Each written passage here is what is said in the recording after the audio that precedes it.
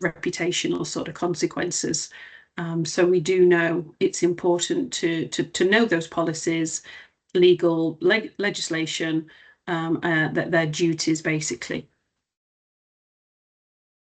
So when we're thinking about sort of organisational risk and reputation, basically sort of poor safeguarding practices, as we know, can result in things like serious case reviews and public inquiries, loss of trust and credibility, financial penalties and litigation. And I think it's important here to know that you sort of high profile cases, so things like abuse in charities, sports and care homes, I think they really highlight and show the consequences of sort of inadequate safeguarding oversight. It also matters in terms of safeguarding as part of good governance. So safeguarding is integral, as we know, to sort of corporate responsibility and ethical leadership. And if you're sort of coming in from international, which we have had in the past, I'm not sure if anybody is today, but this links very closely with the ISO 37002, which is a whistleblowing management system.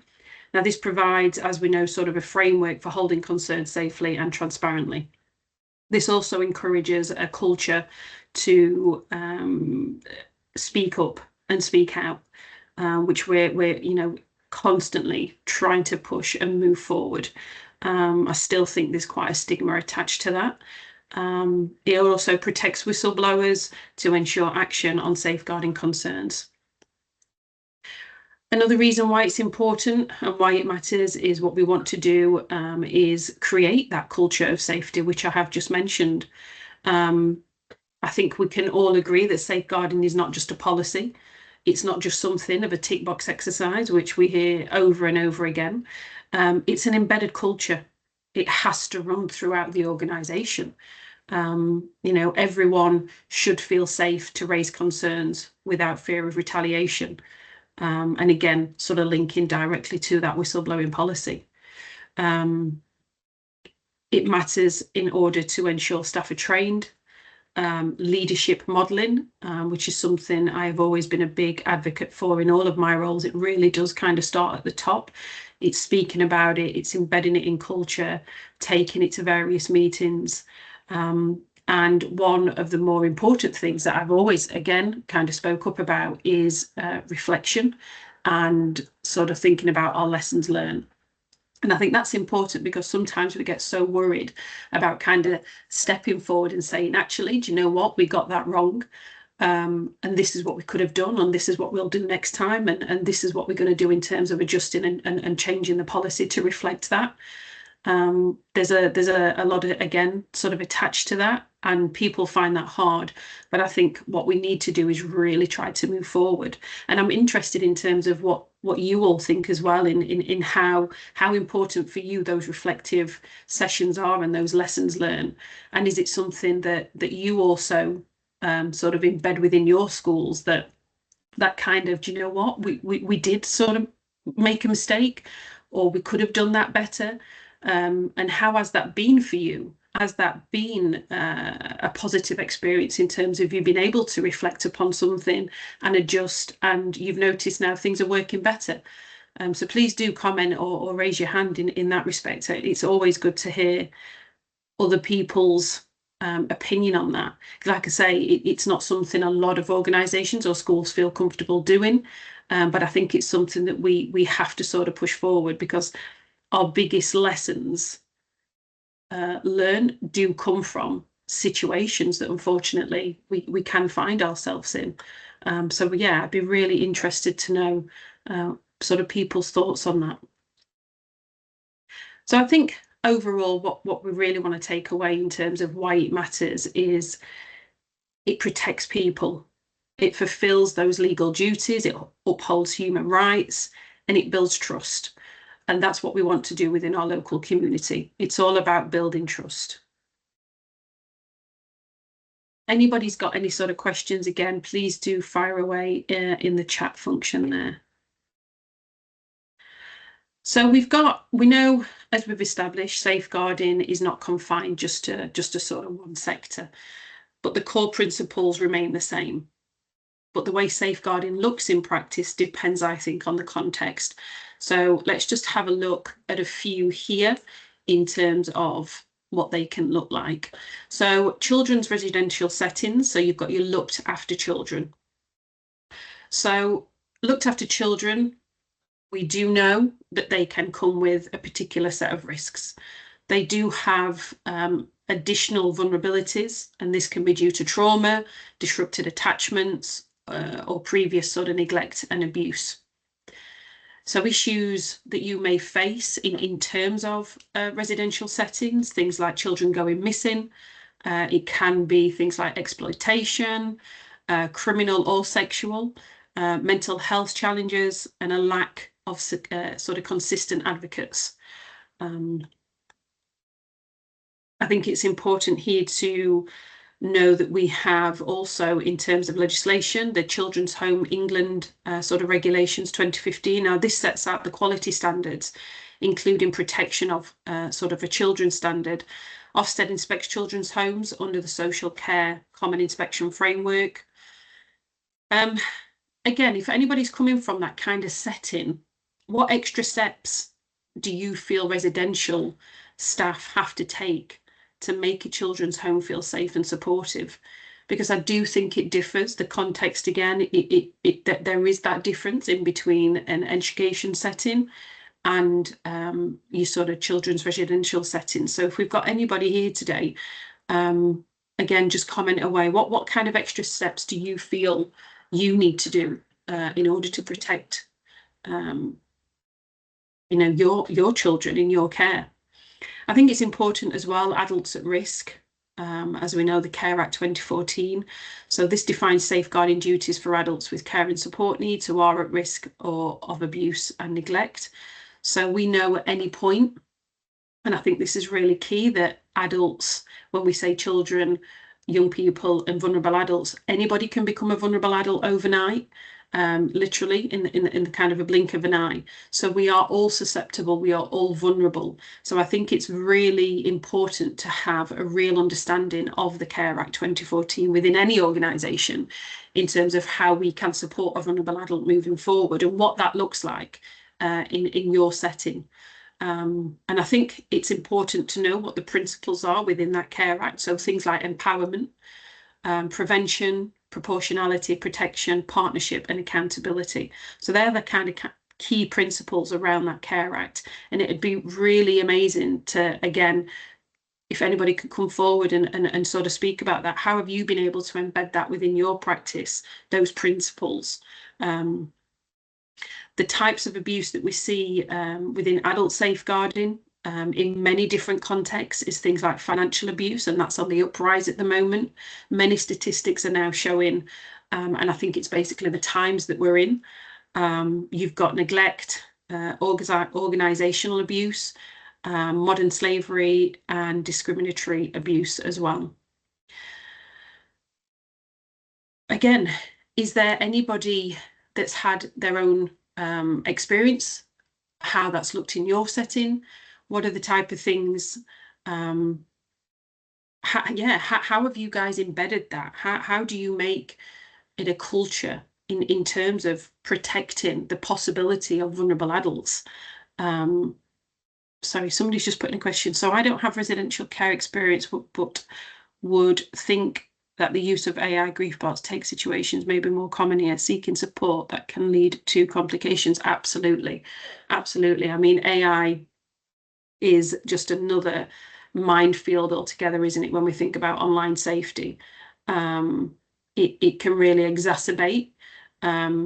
We know the internet is an absolute fabulous tool in many different aspects, but I think we can all agree it can also be to the detriment of many, and you know that there's already cases out there in terms of young people ending their life, vulnerable adults, because that's what AI supported with to some extent.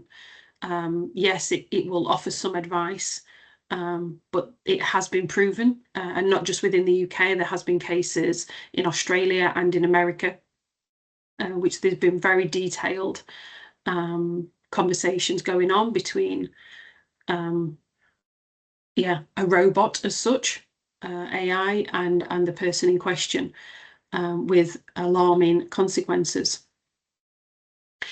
So then let's move on to kind of your workplace safeguarding. Now, again, this is a different sort of context when we're thinking about safeguarding, but this goes beyond protecting service users, I feel. It's also about protecting staff and volunteers. The issues that we can face in terms of workplace safeguarding is things like bullying, harassment, discrimination, stress, and well-being. Now, when we think about workplace safeguarding, we have to think and link very closely to health and safety at work, the Equality Act, and also workplace wellbeing frameworks. Again, has anybody had an experience that they would like to share in terms of their workplace safeguarding, and sort of the additional stresses that this can put on your organisation? So then we move to sports, voluntary and faith settings. Children and vulnerable adults participate in diverse settings across the UK, as we know, beyond statutory services. Now, the risks here that we often see are things like that have been reported in terms of power imbalances, that kind of hierarchy, people finding themselves in frequent and regular one-to-one settings.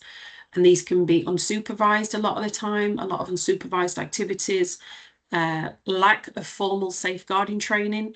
So organisations, charities, they'll set themselves up and don't necessarily know what the safeguarding procedures, protocols are for that setting. Within sort of, you've got your faith settings, additional sensitivities around, I think, culture, community, and a big one is sort of the trust in leaderships again, that sort of hierarchy. So I think you can really see how safeguarding can look so different within different contexts. At the forefront, it is about protecting children, young people, and adults, but you can start to see how we may need to look at things slightly different and sometimes think a little bit outside the box, rather than just having this kind of one way of thinking. We sort of need to think outside, and not have almost that perception or attitude as in it won't happen here. And again, I've heard that so many times throughout my career in terms of safeguarding, and we don't need to worry about that because it won't happen here. This is a quiet little village. Nothing happens in this village. And I can guarantee you it's normally the quieter ones, the one that we least expect, where things can unfortunately happen and take place. So I think it's always about having that mindset, thinking outside the box, and sort of being prepared and being ready at any point, and knowing what we would do in those situations. So it is universal, as we've sort of established, but I think the risks, the challenges and practical responses do differ, as I've said, sort of depending on the context. But it just means effectively, in terms of our safeguarding, it means recognising these differences and adapting those policies, training and the practice to meet them. So our core principles of safeguarding, we know, is protecting from harm. And I think this is sort of the key thing across the board. It's preventing abuse, neglect and exploitation, and it's about responding quickly when concerns arise. In terms of how we can relate that to workplace, it's noticing those unexplained injuries. It's noticing those changes in behaviour or risks in the environment and just acting promptly. We know it's about promoting welfare and well-being. It's not just about preventing harm, but safeguarding also means effectively supporting positive development and well-being. You know, being that role model, being that person that people look up to, and knowing how we look after ourselves. You know, being the voice of mental health. if there is any concerns, showcasing, well, how do we communicate that? What do we do? I think is really important, and especially in a sort of the education setting, it's setting those standards. It's including in safeguarding in things like PSHE, our assemblies. You know, it's talking about it. It's that culture, isn't it? It's making it and feel a safe and protective culture. And I think with that, one of the biggest things, and that also comes out of our series case reviews that we know of, is one of the key things is the voice of the child. So it is about, when we have these opportunities in schools and in different settings, to educate and support in empowerment and voice. And I think you will see that for me, this is a running theme throughout today's sort of webinar, is it's really about listening to the voice of the child. This is what means the most. It really, really does, when we think about those series case reviews, the child not being heard. And it's about, they have a right to be heard. They have a right for us to hold that space for them. And they need to be part of that decision making as well. We need to give them an aspect of autonomy. I think that the principle connects here sort of as well directly when we think about potentially other contexts of safeguarding. I believe it links directly here to the Care Act 2014, because it is about empowerment, prevention and protection, but also the Children's Act in terms of the welfare, and again, the sort of the voice of the child. Another core principle is that shared responsibility. We know we get drilled into us so many times, but again, I think sometimes within organisations there seems to be quite sometimes not a dismissive, but a lack of truly understanding what our role is. So we know safeguarding across the board is everybody's responsibility, but sometimes it seems to be, okay, I've recorded it and now I'm passing it on. We want to try and stop that culture. What we want to do is to give people the right to escalate, the right to ask questions, and to really involve people within our safeguarding, because then it really promotes that essence of how important safeguarding is. Allow people to sort of follow up. I always say, yes, I'll take that report, and as the DSL, but actually come back to me. I want to give you an update. And we know confidentiality, there's certain things with certain individuals we can't share, and absolutely I appreciate that, but we want people to understand. We want people to acknowledge just what safeguarding is and how important it is in our sectors. So it doesn't just stop with the DSL, the safeguarding team and the governor, where it's a real culture. So I think, when we sort of think about collectively sort of all of that together, it's about giving individuals ownership of their decision, I think, wherever possible. Safeguarding is the strongest when we hear directly from the children themselves, the young people, and also these vulnerable adults at risk. Safeguarding principles only work when embedded, again, into sort of daily practice. So where you can encourage the conversation about safeguarding, and it starts to remove it from the essence of a tick box exercise. Can you give me some ideas and shared ideas amongst yourself in terms of how you sort of empower individuals within your settings? How do you make safeguarding a culture within your school, that it isn't just a tick box exercise? Share your ideas with each other. I look forward to sort of reading sort of a few comments in terms of, how do you first of all empower individuals, and how do you keep it at the forefront of conversation? How do you embed it into your organisation? So please do put comments in, and I will sort of come back to them.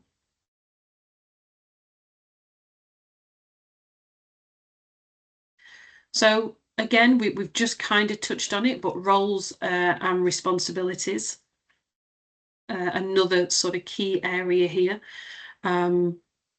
I think we can sort of break down. So we have, when we think about safeguarding, we sort of think about everybody, as I've just said. It's about being vigilant. It's about recognising concerns, and it's about reporting them. And that comes from, in many settings that I've worked in, understanding that housekeeping, bus drivers, anybody that has any sort of contact or a visual contact of that child needs to be fully aware of the safeguarding practices and policies within that school. And so many times when I've entered schools and we have sort of our inset training days, we seem to forget about catering. We seem to forget about housekeeping. Sometimes we seem to forget about the bus drivers. Well, those three individuals may see something that somebody else may not. And I think it's really important and to sort of stress, they could be the missing sort of piece to the puzzle that we sort of say in the safeguarding world, you know, that one aspect could be that missing piece. They may overhear something. Now, would they know what to do in that case? And I think, again, it's something to go on and reflect on. Do they have access to the reporting system, things like CPOMs and My Concern? You know, would they know what to do? Would they even know what they'd be hearing, what may raise concerns? So it may be around offering some training on that, some scenario-based settings, but make it specific to that particular area within your setting. So a conversation that could happen on the bus, a conversation that may happen in the canteen, at the end of the day when you've got your extracurricular activities, when housekeeping may be in certain rooms. It's about creating scenarios and, again, ensuring that they are fully aware of what that reporting process looks like. Then you've sort of got your staff and volunteers. So for staff and volunteers, that looks like maintaining those professional boundaries. It's about modelling that safe behaviour and, again, following safeguarding policy, and to complete all mandatory training. But again, that sort of goes for me for everybody. Everybody should be having mandatory training. Everybody should be attending refresher training throughout the organisation, and it does start at the top. So again, when we're thinking back to that sort of governance level, we want to be seeing that. We want to be seeing that actively reflected, attending things like the safeguarding meetings, having those quarterly updates, sharing our experiences. And then you've got your designated safeguarding lead. Now, these are generally the main point of contact for any safeguarding concerns. So the responsibilities for your DSL include things like receiving and recording safeguarding concerns. They will, with their deputy, potentially the head teacher, decide whether further action referral is required. There's that potential for liaising with external agencies, social care, police and health. They generally be the ones to ensure that the safeguarding records are secure and up to date, ensure staff are trained and sort of confident in reporting. So staff across any organisation, from the moment they enter that building as a new member of staff and part of their induction, should know who the DSL is and should know how to contact them, whether that be via a reporting system, where their office is. You know, it's always good to put a name sort of to a face. Then you've got, again, at that kind of next level, you've got your senior leaders and governance. Now, I think it's just important to note here, for people that may not be aware. So if there is a safeguarding concern about the head, then we would normally go to the governor. Again, if there's another extra level on that, then you've got your local LADO, which is your local authority designated officer. And I think it's also good for those details to be put into your safeguarding policies. So there's a flow chart of who and at what point we do our reporting to. But in terms of senior leaders and governance, they are there to create and embed at the very top that safeguarding culture. So that is about ensuring the policies and procedures are in place, that they're up to date and they reflect anything new that's kind of come through that year. There's updates happening all the time. They hold that key responsibility to make sure everything's in place along with the DSL. It is about embedding safeguarding into recruitment, training and supervision. Are we making sure we're getting references back? Are we ensuring that DBS is back? It's about leading by example, modelling safe practice, making safeguarding a strategic priority and not just about compliance.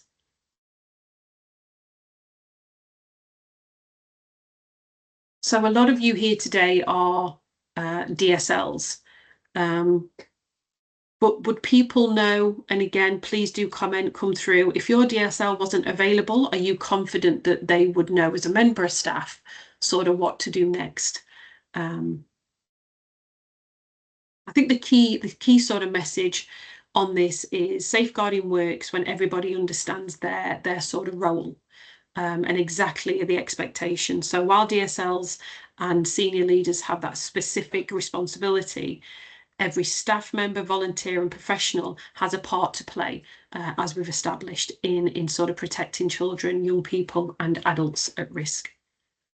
But again, please raise your hand, put in any comments as we sort of go through. So just again, to sort of go back a little bit on our key safeguarding laws and guidance, making sure we have a full understanding in terms of you know, safeguarding is underpinned by multiple laws, and you know, no single sort of act covers everything. And safeguarding's organisations must align practice with each of these key legislations. So again, we've got kind of Children's Act that we've spoke about, and this is about the child's welfare that's paramount, and you know, in terms of that consideration. You've got your Children's Act 2004, which was introduced local sort of safeguarding partnerships. Now everybody must know who their local safeguarding partnership is, and you know, you always have a consultation line that you can phone if you've ever got any concerns or worries, and these are there to offer advice and guidance in terms of if they recommend any reporting or basically what to do in sort of that situation. So these are fantastic hubs around each county. Please do make sure that you're aware of who they are. You've then obviously got your working together, which is practical statutory guidance that organisations must follow. And these highlight the essence of multi-agency work and early help. Again, another big thing that comes out of series case reviews is the about information sharing and multi-agency working. The lack of in the series case reviews, people not sharing information with each other. You've then got your Education Act, and again, KCSIE. These places safeguarding duties on schools, colleges, and the latest updates are on online safety, attendance and misinformation. So I all hope by now, all your safeguarding policies have been updated to reflect those updates from 2025. You've got your Children and Social Work Act, 2017. This is strength and support for looked after children, which we spoke about in the context of residential settings. Again, it's always good to reference the Care Act because, again, as I've stated, at any point anybody can become a vulnerable adult. So this is a duty on local authorities to safeguard adults at risk and requires safeguarding adult boards. You've got the Mental Capacity Act, which guides decision making for those who cannot decide for themselves, sort of based on principles of autonomy and best interests. And then you've kind of got your cross-cutting legislation. And again, it refers to sort of your Equality Act, the Human Rights Act. And then also, I'm not sure if people are aware, but there's a new standard coming in, which is basically the ISO 37202. Now, this new standard is still in draft format at the moment, in committee draft, sort of still sat within government. But it is being developed to provide guidance. It's not mandatory law, but it's going to act as an international benchmark for best practice in sort of safeguarding. Now, with the ISO 37202,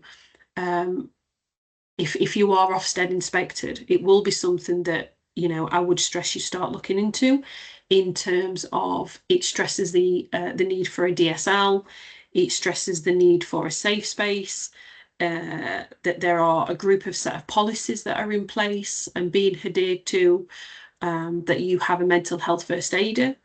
So there are many different aspects to that new ISO standard, and it looks like if it all goes ahead, that will be expected to be in place by September 2026.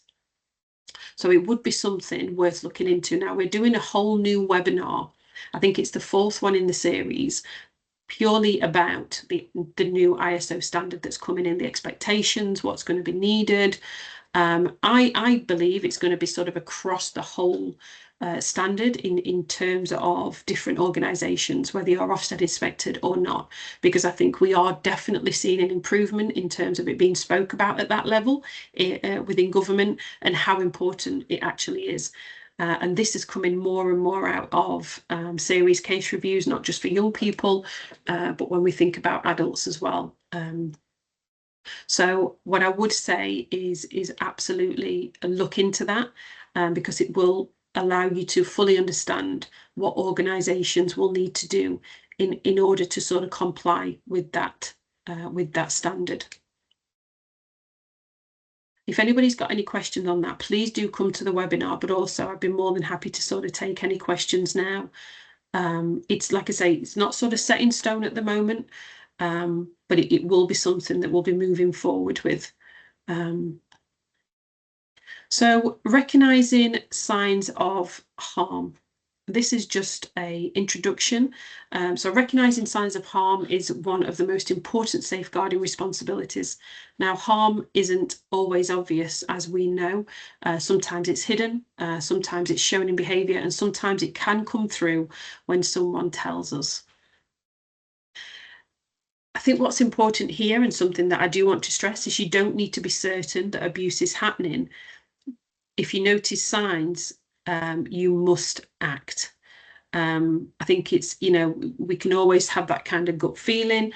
I would still go and report anyway, because again, it could be a missing piece to a much bigger puzzle.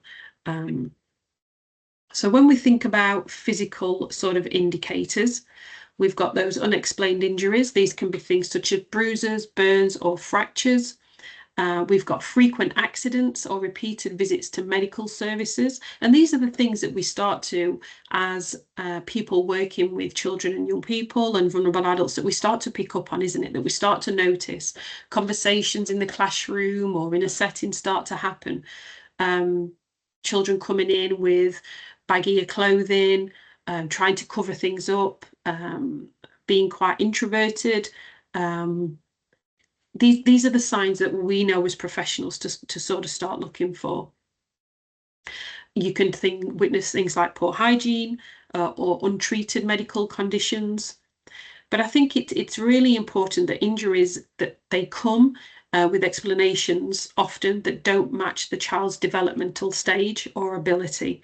So I think when we're hearing things, I think things to be looking out for is for instance, well, you know, an example of a toddler, you know, they fell down the stairs. Sometimes things just don't quite add up and match. And I think it's those things that we need to start questioning. It's about, does that match that development? Does that match that child's age?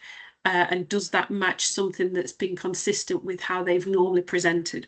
Because it's normally, sometimes it can be a sudden onset of change, but equally, I think it's important to know that it can be very slow and very gradual. And these are the times when we do seem to miss things because they're not so obvious. And that's why it's important. The smallest thing is just to kind of make that report. So then you've kind of got your emotional and behavioural changes. Now, things like when we think of recognising signs in this, it's withdrawal, not wanting to participate, becoming unusually quiet for them, or sort of detached. They sort of take themselves off. It can be things like aggression, anger, or extreme mood swings. You can start to see an essence of fearfulness, around certain people. It can be the elders that they start to fear around. There's a reluctance to kind of go into certain situations, or to go certain places. There's low self-esteem, self-blame. You get a sense of that they've got a feeling of sort of worthlessness. I think with behavioural changes, I think what's important to note here is that they may be the only visible sign of sort of emotional harm. If that kind of makes sense. I think we can tend to overlook again some things, but it's about, you know, what's kind of going on for that person. They may not be the physical signs, but when we start to notice that taking themselves away, frequent visits to the bathroom more so than what they've had before, that, you know, they've gone quite insular, or they're having extreme outbursts of anger and rage or crying, being quite clingy to a teacher, or actually feeling there's quite a bit of a pushback, a bit of a reluctance to be around an elder. So yeah, there's not only sort of the behavioural, it can be the emotional input as well. And then we've got neglect and unmet needs. So we're sort of thinking around here of sort of poor nutrition. They come in, they're really hungry. We once had within one of my settings a very young boy that would be stealing things out of other people's sandwich boxes at lunch times and breaks. And basically what that was is dad had left mum was going through financial and difficulty, hardship in her finances. We started to recognise these signs. We spoke to mum, and then we enabled the situation and supported mum in terms of, okay, so the child came in early for breakfast club. As a school, we would ensure that his clothes were washed, that his uniform was always prepped and ready. So it's about that early help, but still recognising at the time that we needed to, that something wasn't quite right, something wasn't quite clicking. Normally this boy would come in and have a full prepared packed lunch. You know, he was having very minimal, but very hungry all the time. Now, all that needed was just some support. For mum around the times that she was going through in order to get her back on her feet.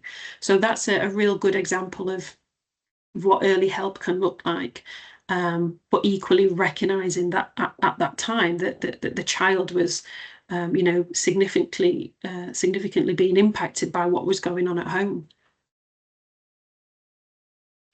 So another sort of signs of neglect, you've got things like inappropriate clothing for sort of the weather conditions. So not being sent in with raincoats and boots. Yes, there's an essence that parents can forget, but normally you see that followed up with a phone call. There's also an essence of we overhear potentially lack of supervision in the home or at the weekends. They're in unsafe environments or being left alone for long periods of time. And I think it's important to note here when we think about legislation, and I'm unsure if many of you are aware, but neglect is one of the most common forms of harm reported in series case reviews as well. And then you've got disclosure. So this is actually when a child or adult at risk explicitly tells you that they're being harmed. You can have, with the direct disclosure, you can have an indirect disclosure, and this may come through in sort of the subtle hints, potentially drawings or writings, or just some form of unusual behaviour that we would want to follow up, that we'd want to maybe use our tell, explain, describe, you know, trying to really understand what's going on for that young person or adult at risk. A really good tool is if we are concerned, and especially sometimes with our non-verbal or neurodivergent young people, that we get them to do that through some form of creativity, because sometimes actually sat in a space where they feel uncomfortable, and that could be quite triggering also for that individual, being in a confined space, sat across from somebody in a one-to-one setting. When we know these young people and we've got a real understanding of how they work best to their ability, it's really using that in these moments as well, being creative, getting them to draw, getting them to write. And again, especially with sort of non-verbal, it is about, you know, really using the kind of core things that make them tick, that make them engage. But you as a teacher, you know that child to its best, and it's about conferring with their form tutor or somebody that works with them very closely. But I think one of the biggest things is to really to listen, to speak calmly, avoid any kind of shock, or sort of, gosh, really, sort of that disbelief. I think as professionals, we know not to promise confidentiality, and explain at the time that you will need to speak to somebody. But I think it's also that essence of reassuring them that they have done the right thing by coming to talk to you. I think at this point as well, just in terms of where we are in today's modern society and how things have dramatically changed over the years for safeguarding, there's a presence of online, where there are risks, and signs of harm. I won't go through everything at this point, but it's just recognising that essence of cyberbullying. They have their own risks, and they're really hard to escape for our young individuals these days. It's not a world that we can just kind of switch off from. We are all immersed into the online world, whether we're a young person or a grown adult. But how are we supporting our young people? How are we educating our young people is really important, for a school to be sort of really jumping on that, because at the moment we're not in a position to remove it. So it is all about education, and our children learn best, in those kind of settings. There's an essence of grooming, that we're seeing a big rising statistically. There's also the essence of radicalisation, so ensuring that all staff are fully trained and understand the prevent duty, the channel panel, what that looks like, and how they can support young people that may be exposed to extremist content as well. The more and more we see now, people are being exposed to harmful content. I only went on one of my social media platforms a few days ago and saw the shooting of somebody called Charlie Kirk. I don't know whether you've all seen it or heard of it, but I was absolutely distraught that I'd just come across something where I was visibly seeing somebody being murdered. And that's me as an adult, and it affected me. So you can only imagine what our young people are seeing and witnessing on a day-to-day basis. Are we speaking about that? Are we making that part again of our PSHE, of our assemblies? What are we doing as a school to really try and help, and protect? And I think here is really important to stress as well. I know it's not all on the school. A lot has to come from parents. But again, are we kind of sending out that information? Are we supporting our parents to know how best to support our young people at home? Yes, there is that shared responsibility, but I think it's always good if we can be actively promoting that in terms of, this is what we're doing at school. This would be really great, in terms of how we can sort of equally support within the home as well. Are we educating, mums and dads? Are we sending out that information that's easily accessible? We have parents that can't potentially read, that can't potentially write well. Are we accommodating that? Are we asking them what's the best way that we can share this information? So it is very mutual. It is that shared partnership in supporting young people. Does anybody have any sort of comments on that, in terms of, how we share that information with mum and dad, or that expectation that, they should be kind of leading the way? I'm always interested to know that kind of, what does that balance look like for many organizations? And do you come across, potential issues with that? I think this is one of my, something that I advocate for the most in terms of within any setting, is that professional curiosity. What does that look like for many organizations? For me, it's about being respectfully inquisitive when working with children, young people, and families. It's about not taking things at face value. you know, when we have that kind of gut feeling, when we know there's something not quite right, okay, this is that time to be professionally curious. It's about asking the right questions in the right way and just recognizing when something genuinely just doesn't feel right. As I've stated before, many series case reviews, as you've probably heard, Baby P, Victoria Clambier, these really highlighted missed opportunities because professional curiosity was just not there. There was no sort of probing. There was no, you know, asking those questions. There was no link up between multi-agency working. We wasn't asking, you know, we wasn't hearing the voice of that young individual. Professional curiosity for me really helps to uncover hidden risks. These things can be things like what come out in Baby P and Victoria Clambier. It was neglect. There was domestic abuse.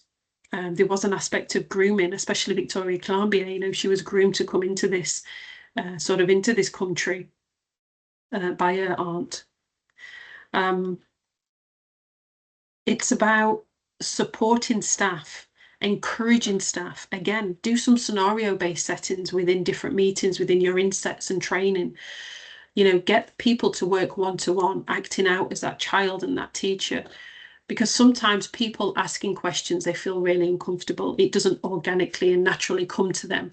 But one of the best ways that I sort of embedded this within my schools is using a technique, and I think I mentioned it earlier, called TED, which is tell, explain, describe. Because I think sometimes we can be guilty of what happened, who, when, how. And I feel these can come with a sense of judgment and can be quite off-putting to a young individual or vulnerable adult. But I think if we really sit in that kind of safe environment with that calm nature, and you know, we're asking them to explain or tell or describe, I think it puts a whole new spin onto when we sit talking and when we're using that essence of professional curiosity. Tell me about, you know, help me understand. And I think just when we are talking, be alert to any inconsistencies or gaps in information. I think, again, when we think about nonverbal, it's about looking beyond what's being said. Consider sort of those nonverbal cues as well. Think about the sort of environment. As much as I've just said, you know, you want to create a safe space. Well, ask that person, you know, where would they feel safe? Putting them in a small confined room may not be the best choice. It's about recognizing body language in those situations. But most of all, for me, it's about that essence of maintaining a respectful, non-judgmental tone.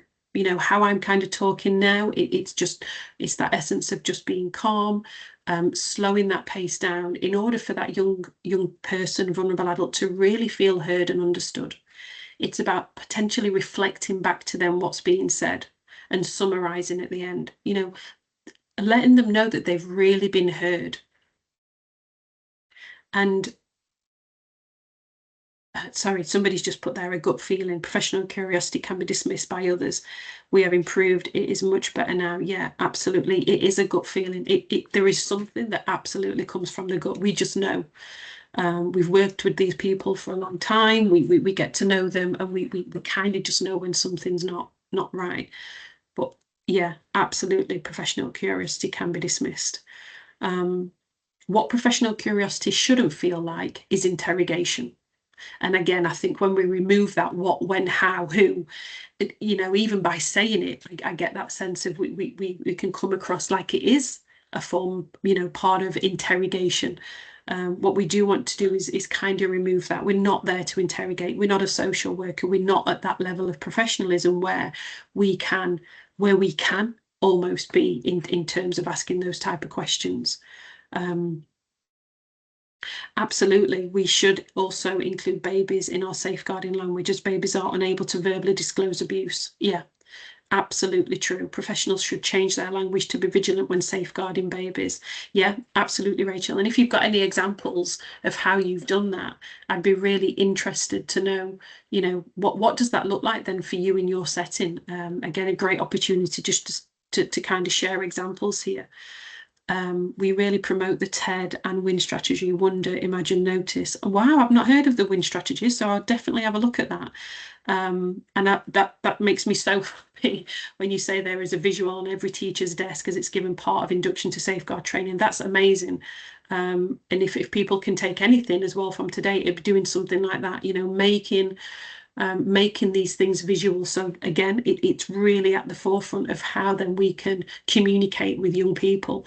But I'm so glad you're all sort of in agreement with me that TED is a fabulous tool in terms of supporting those difficult conversations, and it absolutely removes an essence of interrogation, and it absolutely removes any form of judgment, because what we don't want to do is put any judgment on that young person. We're not there to judge, we are there purely to listen and support.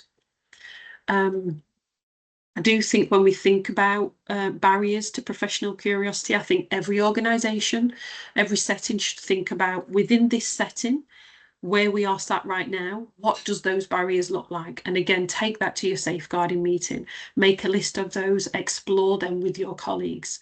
We've recognised and we've highlighted that these are the barriers within this organisation. I think one of the bigger things, or sort of a few of the bigger things, which I'll talk about now, is what I've picked up in different settings. And I think one of them is overconfidence. I think it's assuming, it won't happen to that family. This family would never harm their child. There's almost this not hierarchy, but almost an expectation that we just know it just won't happen. And that's one of the biggest myths that I try to knock on its head as soon as I walk in any organisation. I've worked in the smallest little independent state in the little villages where you least expect anything to happen. And I can guarantee you I've experienced something in every single one where the attitude was, it won't happen here. Things like anti-terrorism, being groomed online, FGM. Trust me, it happens, and it happens everywhere. And people are, as we sort of know, gangs are coming out from bigger cities and exploiting young people from those smaller towns, hooking them in.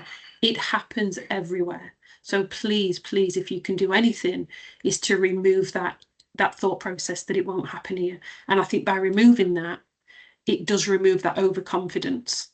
It does remove that, well, it won't happen here. That family would never do that. We know them too well. Suddenly they're a part of the school, they're a part of the PTA, they're a part of the governing board. Just be aware. Don't be too overconfident. I think assumptions and stereotypes as well. We can believe certain communities, backgrounds, or nice families are a low risk. Another barrier, I think, is about the fear of being wrong. But I would much rather be wrong in a situation than be addressing something the day after that's gone horribly wrong for that young person. I know we can worry about damaging relationships, but there's an essence about, there's a young person at the heart of it here. And 9 times out of 10, that gut feeling is normally right. It's about, again, reporting those smaller things, so we really start to build up a bigger picture. I think as well, when we think about families and we know them too well and it won't happen here, we've got that disguise compliance. I'm not sure if anybody's heard of that or knowing, in terms of what that means, but it's parents or carers that say the right thing at the right time. They make temporary improvements to sort of mask anything, that ongoing sense of sort of neglect or abuse. How can we spot that disguised compliance when we think about that then? It's about, when we start to spot that, it's about parents engaging with professionals only when under scrutiny. Short-term improvements that aren't sustained. This is how we can spot those disguised compliances. Avoiding or deflecting questions, blaming external factors. Professional curiosity, means noticing patterns, not being reassured by surface level compliance. I just want to go, we've got a few comments further on from that. So observations of children or concerns and logging behaviour is just as important as asking questions. Yeah, absolutely. And Holly's put a lovely visual in there about tell, explain, describe and the win. So I will definitely have a look at that. This is a visual provided throughout the school and homes. Fantastic. I advise everybody to kind of download that quick and get a copy while it's there. And then in terms of professional recovery... Sorry to interrupt, Sarah. Holly, are you okay if I copy and paste that and attach that to an email after the webinar?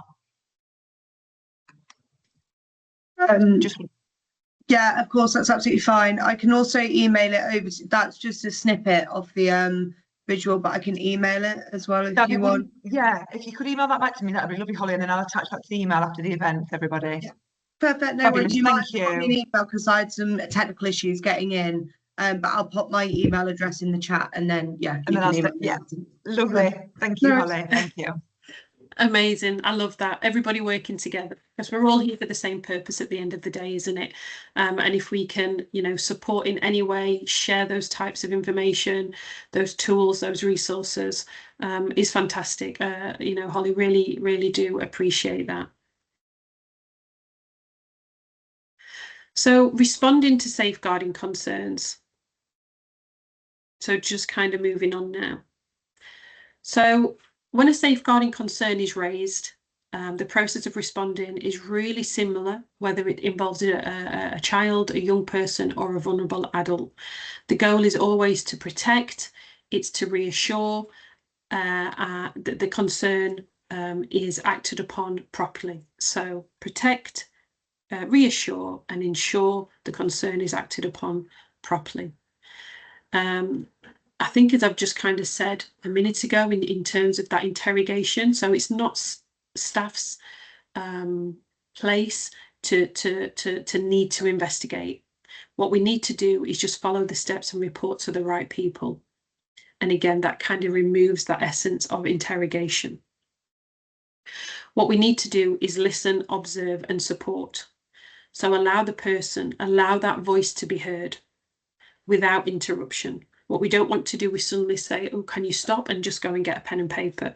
Just know that you will always remember. If you're using paraphrasing, reflection, and summarising at the end, you will be able to go away and write up your report. So at that moment in time, it is about listening. Pay attention to body language. As we've said, there can be some non-verbal cues there. So body language, tone, and behaviour. Some people with disabilities, non-verbal individuals, do struggle to explain verbally. And that's why I said, you know, make it creative. Be creative in our ways of how we can do that. It's about supporting. It's about offering reassurance without making promises that you're going to keep it a secret, as we know. Never, ever, please promise confidentiality, because that breaks down that trust instantly. And one of the hardest things is to keep that momentum with trust. So it is about, thank you for telling me you've done the right thing. We will get you the help. It's about reporting, the next step. So if there's immediate risk, if urgent danger, we know to report immediately and we can contact 999. You've got your organisational processes, so informing the DSL or the equivalent safeguarding officer, you know, within your organisation immediately. It's about contacting the local authority if we need to. Each child, each has an adult and children's safeguarding service. And again, as I've sort of stressed earlier, make it knowledgeable, make it somewhere that it can be seen in every workplace. You know, people need to be aware of the services available, that again, that it doesn't just kind of stop with the DSL.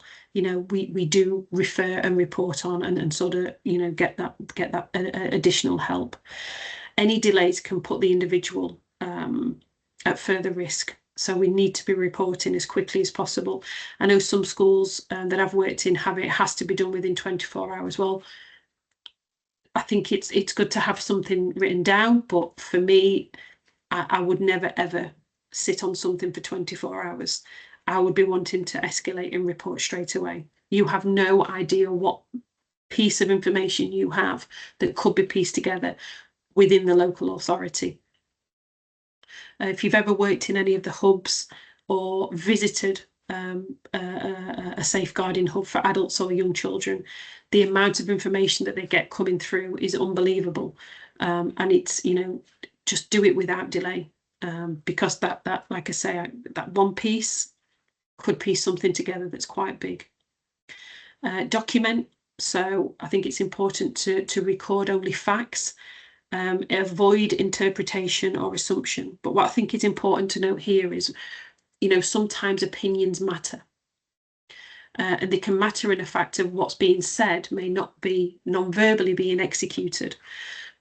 So one of the things that I've always kind of said is, because within a court of law, anything can be requested, hence chronology is, that's why we have these reporting systems.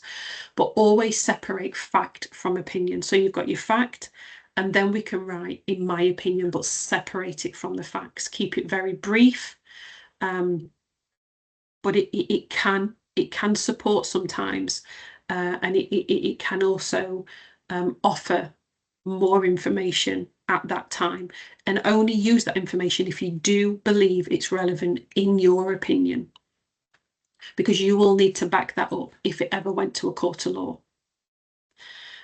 Follow your organisational safeguarding form and templates. Like I said, a lot of people have things like CPOMs and My Concern. Include on these exactly what was said, what was observed, as I've said, the date, the time, and the people present. Records can be passed to local authority. They can be passed to safeguarding boards, and again, as I've said, even used in sort of legal proceedings.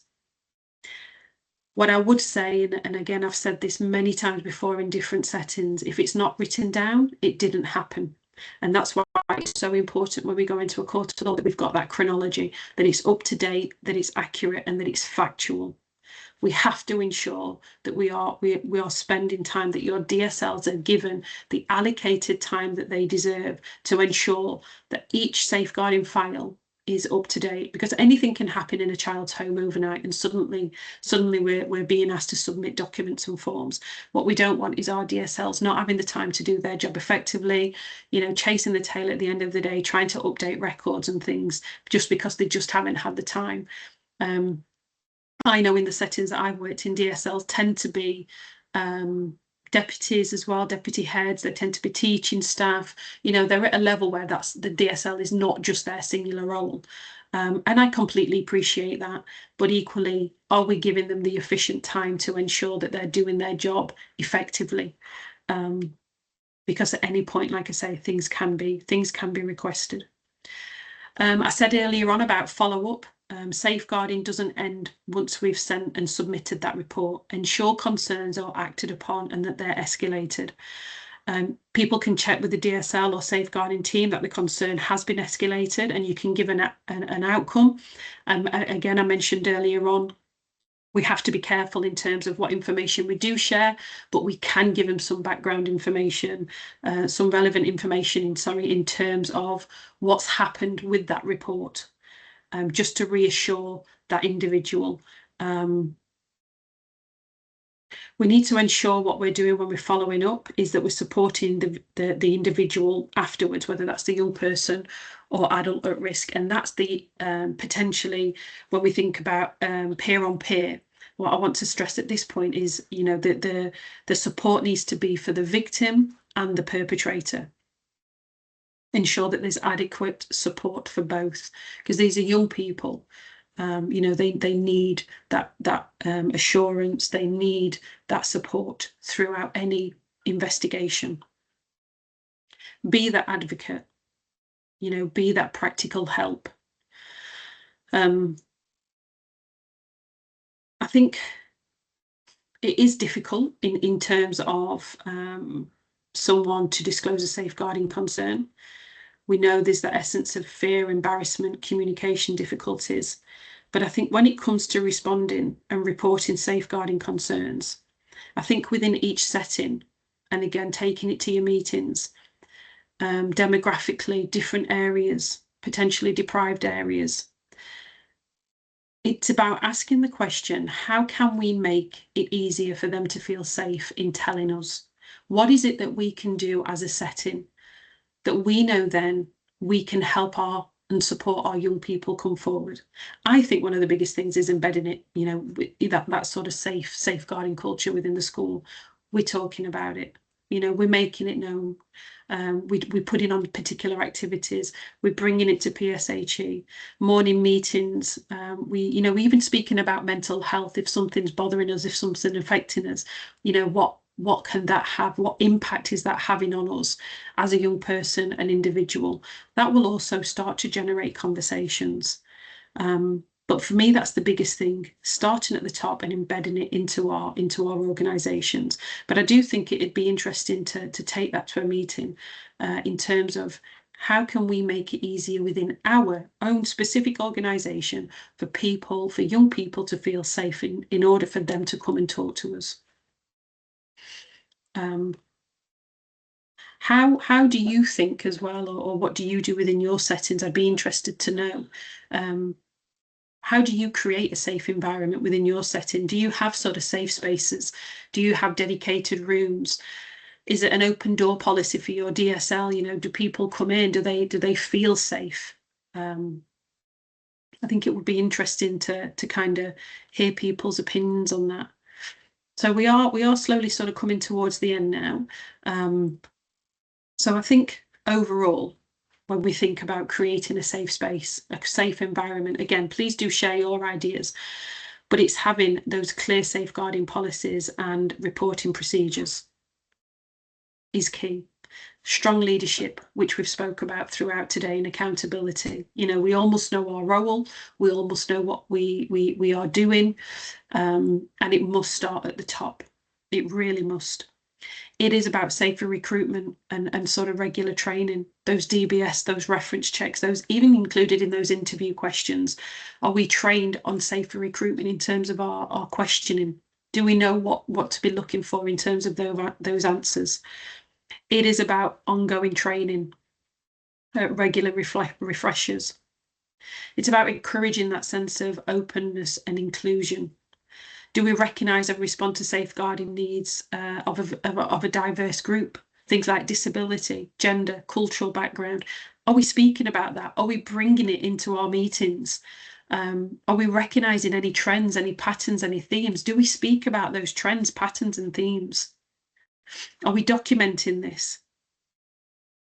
It is about risk assessing and safe daily practice, being vigilant, checking the environments. Is there those kind of dark corridors? Do we need to put lighting in there? Again, when we're looking for pattern, themes and trends, are we noticing particular areas within the school that are sort of being targeted more? So are we doing risk assessments on those areas? It's about partnership working.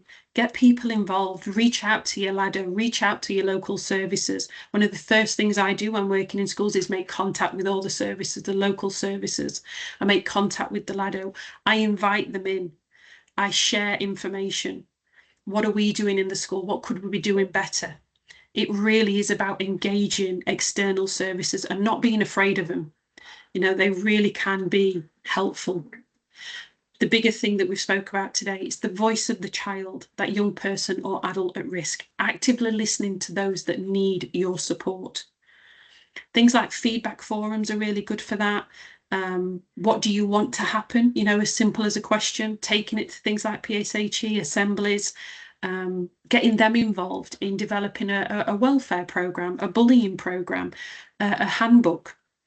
You know, it's that continual improvement and in sort of learning and development, isn't it? It's making sure things are being reviewed, audited. Do you do self-audits on your sort of safeguarding? Really important to be doing, so you are ready for things like sort of inspection and things like that. So when we think about key takeaways today, I really hope it has been helpful in terms of, you know, we do know safeguarding is everybody's responsibility. We do need to know the key legislation and guidance, be alert to signs of harm and neglect. It's about responding appropriately and and reporting those concerns. It's about creating that safe culture that does prevent harm. At this point, it'd be great again to open up. If anybody has sort of got any questions, please do raise your hand, put them in the chat function. At this point, I am just going to hand back over to Amber. She's just going to take you through 2 more slides, literally just before we finish up. And on the last slide, we do have a QR code that will take you to the next webinar. But I will, for now, hand over to Amber. Thank you, Sarah. Hope everybody found that really beneficial and really informative. So thank you, Sarah. I think you've done an amazing webinar there for us. So I just wanted to quickly talk a little bit about our Safeguarding Support Officer Level 3 apprenticeship. So this is a new apprenticeship that was only released last year. There is also at the moment a trailblazer group being formed to look at writing a Level 4 safeguarding qualification also, but that's not due to be released for another 18 months. So back to the Level 3, we've worked really closely with a company called CareTech. So I do know there's obviously some CareTech staff on today and Cambion staff. So CareTech/Cambion is one of the largest children's and residential homes and schools in the country. So what we've done is work really closely with them to bespoke the curriculum to their needs and their business. We're also at the moment working really closely with a couple of academy trusts to again look at the curriculum and make it sort of bespoke to the school environment. So if anybody is sort of interested in sort of exploring the safeguarding officer, support officer, apologies, please sort of reach out. You know, it's an amazing apprenticeship, and again, it just sort of really emphasises everything we do within your roles. Sarah, would you just play the quick video? I think it's about 3 minutes long. I'm just going to play the quick video.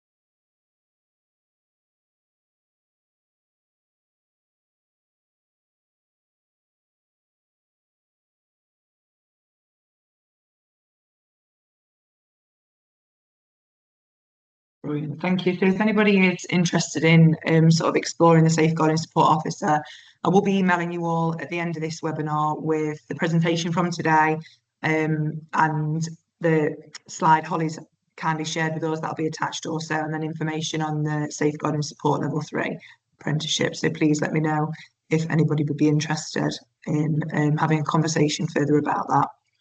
Thank you, Sarah. Thanks, Amber. So we have come now towards to the end of sort of today's session.